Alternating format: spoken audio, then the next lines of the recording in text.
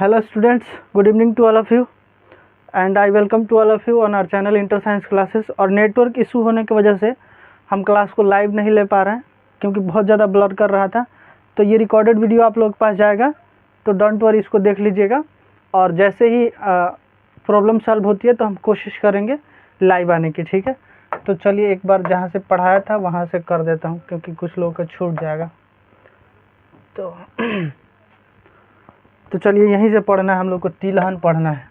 तो मैंने ये सब क्लास ले लिया था, ठीक है, लेकिन अब क्या करें, नेटवर्क इशू की वजह से फिर से मैं आपको लोगों को बता रहा हूँ। कोई बात नहीं, इट्स ओके। चलिए ये मैंने पढ़ा दिया था, वैसे फिर से एक बार मैं आपको समझा दे रहा हूँ सब चीज़।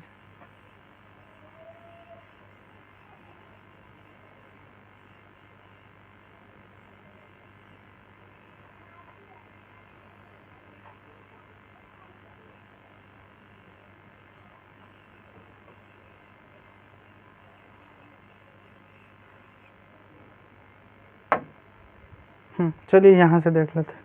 हाँ, तो हमने यहाँ तक गणना तक देख लिया था, ठीक है, गणना तक देख लिया था। तो इसके बाद जो है अगला यह तिलहन पढ़ना है। तिलहन मतलब जिससे जो है कि तेल जिससे क्या होता है, तेल का जिससे तेल बनता है उसी को तिलहन कहते हैं, ठीक है। तो चलिए एक बार मैं इरेज कर देता हूँ, पूरा बोर्ड मैंने पढ़ा दिया है but still we can't do anything, कुछ नहीं कर सकते हम। तो चलिए एक बार पूरा बोर्ड मिटा देता हूँ, फिर पढ़ते हैं हम लोग।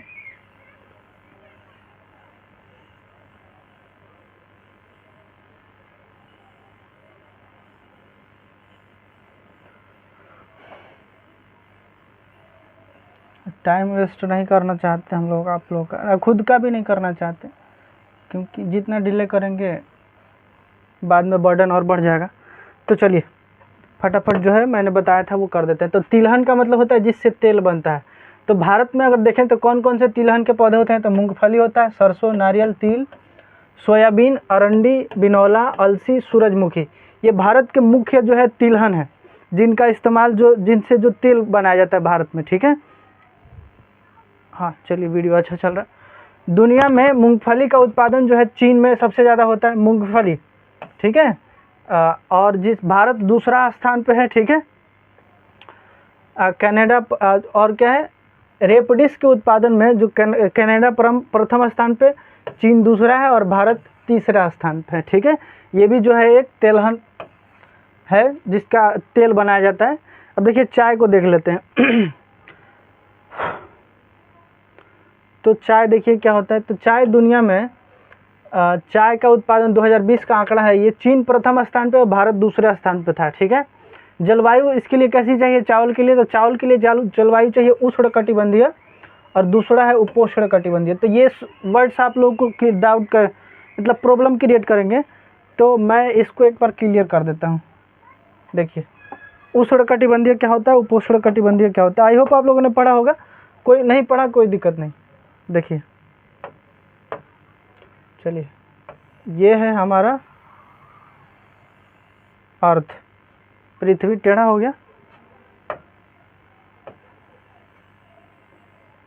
चल मैंने बड़ा इसलिए लिया क्योंकि ज़्यादा इन्फॉर्मेशन देना है। तो ये हमारा हो गया अर्थ, अभी भी टेढ़ा है, हमारी पृथ्वी टेढ़ी हो जा रही है, ठीक है। इट्स ओके, समझने के लिए काफ़ी है।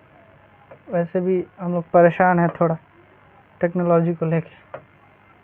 चलिए तो ये अर्थ है, ठीक है। और जो हमारी पृथ्वी है 23.5 डिग्री झुकी हुई है, अपने अक्ष पे जो है 23.5 डिग्री झुकी हुई है, वो खड़ी मतलब नहीं है, ठीक है। तो 23.5 डिग्री झुकी हुई है। तो इसमें जो है एक होता है इक्वेटर, 0 डिग्री अक्षांश, इसको बोलते हैं विषुवत रेखा, हिंदी में विषुवत रेखा और हिंदी में बोलते हैं इक्वेटर, ठीक है। इसके 23.5 डिग्री, इसके ऊपर वाले को बोलते हैं नॉर्थ, उत्तरी गोलार्ध, और नीचे वाला को दक्षिणी गोलार्ध बोलते हैं, ठीक है। तो ये नॉर्थ हेमिस्फीयर है, ये साउथ हेमिस्फीयर है, ठीक है, इंग्लिश में।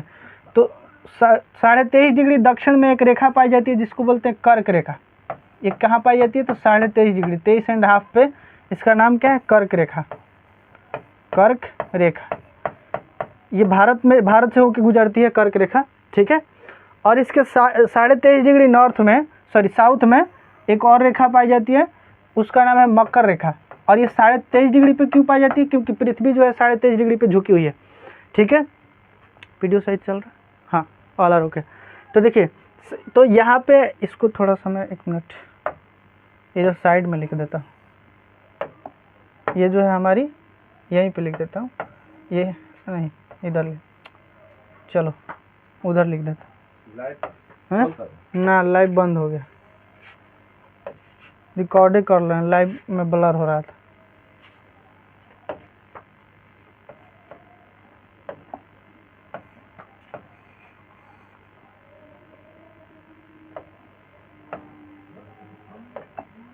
ये है आपका कर्क रेखा, कर्क रेखा, और ये है मकर रेखा, मकर रेखा, ठीक है। ये म है, मकर रेखा, ठीक है। तो मान लीजिए यहाँ पे है आपके सूर्य भगवान, सूर्य है, सन, ये है आपका सन। सन बड़ा छोटा दिख रहा है, पृथ्वी को मैंने बड़ा दिखा है, लेकिन ये छोटा इसलिए क्योंकि हमसे बहुत दूर है, ठीक है। 15 करोड़ किलोमीटर दूर है, छोटा मोटा डिस्टेंस नहीं है। तो चलिए यहाँ पे देखिए, सूर्य की किरणें जो है सीधी पड़ती है, यहाँ पे ये सूर्य की किरणें जो है यहाँ पे सीधी पड़ती है। तो इस एरिया में 23.5 डिग्री नॉर्थ और ये 23.5 डिग्री क्या है? South, sorry south, S 23.5 degree south, south. तो यहाँ पे जो है सूर्य की किरणें जो है वर्ष में एक बार हर स्थान पे जो है एकदम लंबवत पड़ती है, सीधी पड़ती है, और जहाँ पे सीधी पड़ेगी वहाँ पे सूर्य का प्रकाश सबसे ज़्यादा प्राप्त होगा। तो ऐसे क्षेत्रों में, इन क्षेत्रों में 23.5 डिग्री नॉर्थ और 23.5 डिग्री साउथ गर्मी बहुत ज़्यादा होती है। इन क्षेत्रों में गर्मी बहुत ज़्यादा होती है क्योंकि यहाँ पे वर्ष में सूर्य की किरणें जो है हर स्थान पे, चाहे यहाँ चाहे यहाँ चाहे यहाँ, हर स्थान पे एक बार जो है सूर्य की किरणें एकदम लंबवत पड़ेगी, ठीक है। तो ऐसे क्षेत्रों में बहुत ज़्यादा गर्मी होती है, तो इसीलिए इसको बोलते हैं उष्णकटिबंध, उष्णकटिबंध, उष्णकटिबंध, ठीक है। इसको क्या बोलते हैं? उष्णकटिबंध, क्योंकि यहाँ पे गर्मी ज़्यादा होती है। जब हम इसके ऊपर जाते हैं या फिर नीचे आते हैं, तो जैसे मान लीजिए, कलर चेंज कर देता हूँ, ये है आपका 66.5 डिग्री, 66.5 डिग्री, ठीक है। नीचे भी ले लीजिए 66.5 डिग्री,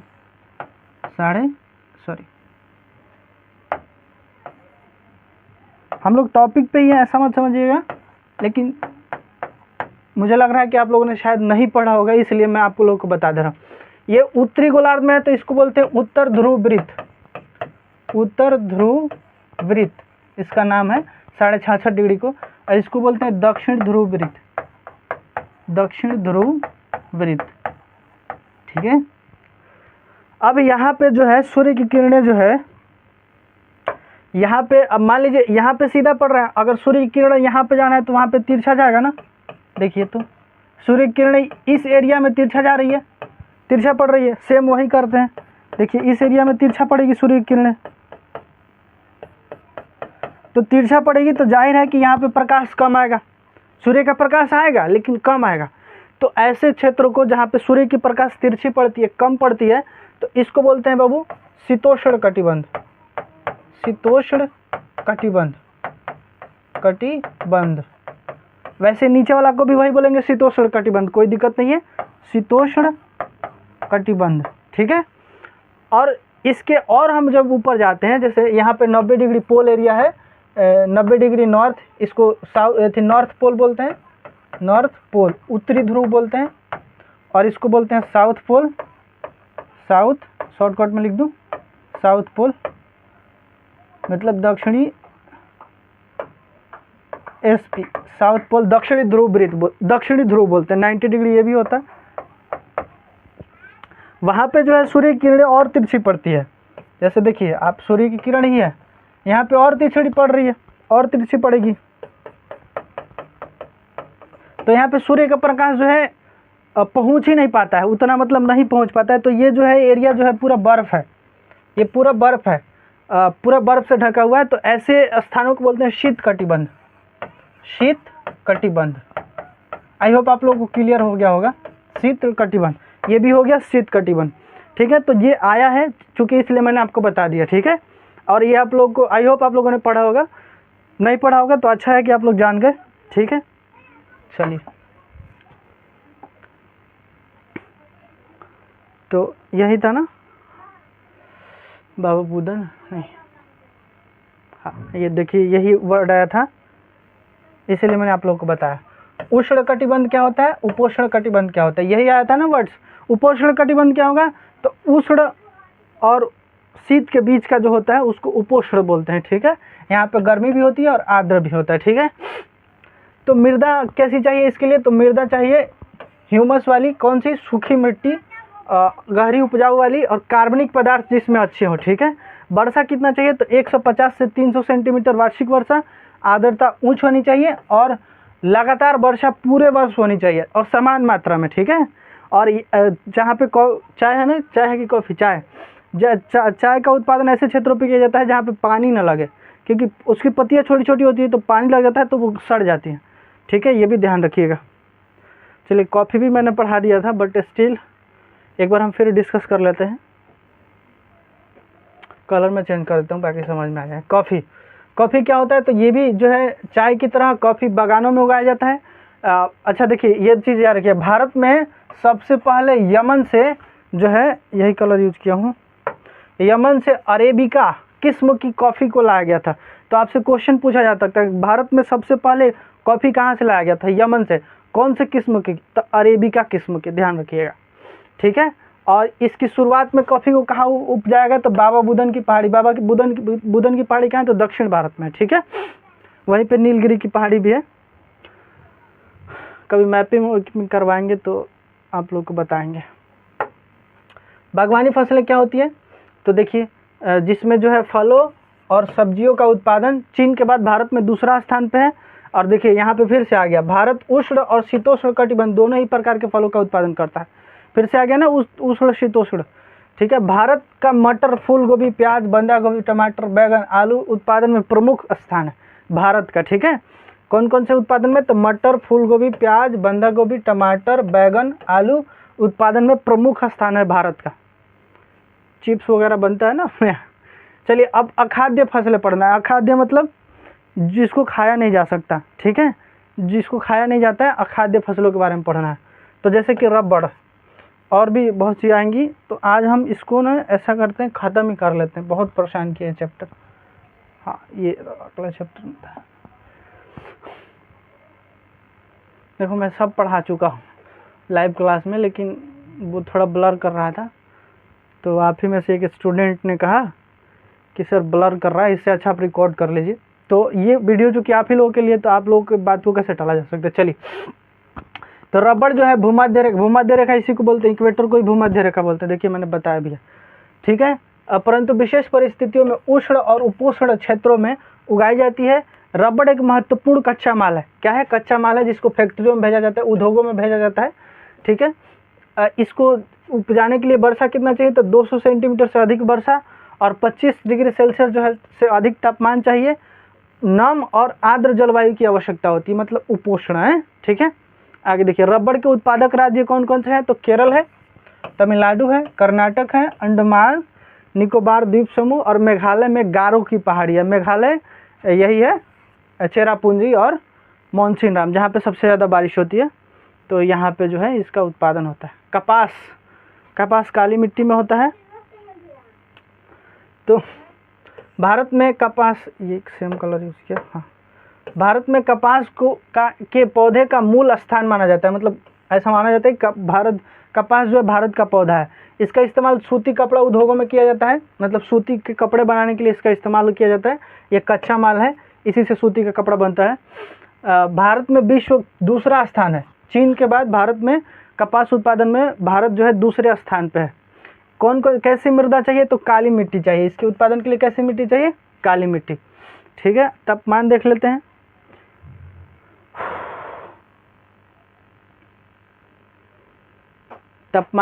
हैं, तो इस फसल को उगाने के लिए उच्च तापमान, हल्की वर्षा या सिंचाई, 210 पाला रहित दिन और खिली हुई धूप की आवश्यकता होती है। पाला रहित दिन मतलब जिस दिन में पाला नहीं पड़ते हो, और ये खरीफ, ध्यान रखिए, हाँ यह खरीफ की फसल में रोपी जाएगी। खरीफ का मलान रोपेगी। महाराष्ट्र में होता है ये, गुजरात, मध्य प्रदेश, कर्नाटक, आंध्र प्रदेश, तेलंगाना, तमिलनाडु, पंजाब, हरियाणा, उत्तर प्रदेश जो है मुख्य उत्पादक हैं। और ये कितने दिन में तैयार होता है? तो 6 से 8 महीने लगते हैं इसको तैयार होने में, ठीक है। अब देखिए जूट थोड़ा सा पढ़ लेते हैं। मैंने इसको पढ़ा दिया इसलिए थोड़ा मैं तेज चल रहा हूँ, बाकी जैसे ही नया टॉपिक का हम लोग कर लेंगे।